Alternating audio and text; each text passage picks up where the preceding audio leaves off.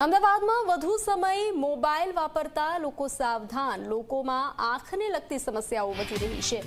લોકોમાં આંખની ડ્રાયનેસની સતત સમસ્યા વધી રહી છે તો વધુ પડતા એસીમાં રહેવાથી પણ સમસ્યાઓ વધે છે। આંખમાં ડ્રાયનેસ આવી જાય છે। ઝામર મોતિયાબાદ 50% દર્દીઓ આંખની ડ્રાયનેસને લગતા હોય છે। આંખના પાણી માટે જવાબદાર ગ્રંથિને નુકસાન પહોંચે છે। ડ્રાયનેસના કારણે આંખોમાં બળતરા, ખજવાળ જેવી ફરિયાદ રહે છે। અત્યારે જે આંખની સમસ્યાઓ મોટે ભાગે વધી રહી છે એમાં સ્ક્રીન ટાઈમ વધવાને કારણે વધે છે।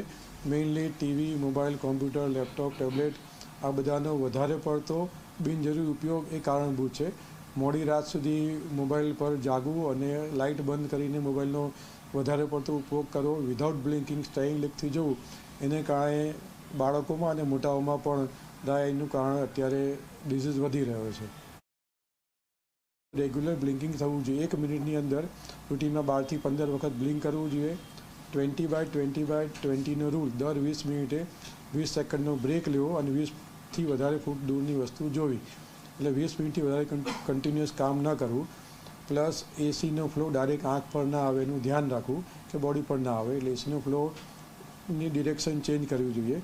પ્લસ રેગ્યુલર હાઇડ્રેશન, એટલે થોડા અંતરે પાણી પીતા રહેવું। જો બોડીમાં હાઇડ્રેશન હશે તો ડ્રાયનેસ નહીં થાય। બોડી ડિહાઇડ્રેટ હશે તો ડ્રાયનેસ થવાની શક્યતા વધારે હોય છે। એટલે પાણી રેગ્યુલર અંતરે પીતા રહેવું જોઈએ। અને હવે વાત કરીશું દેવર્ષિ નારદ પુરસ્કાર વિશે।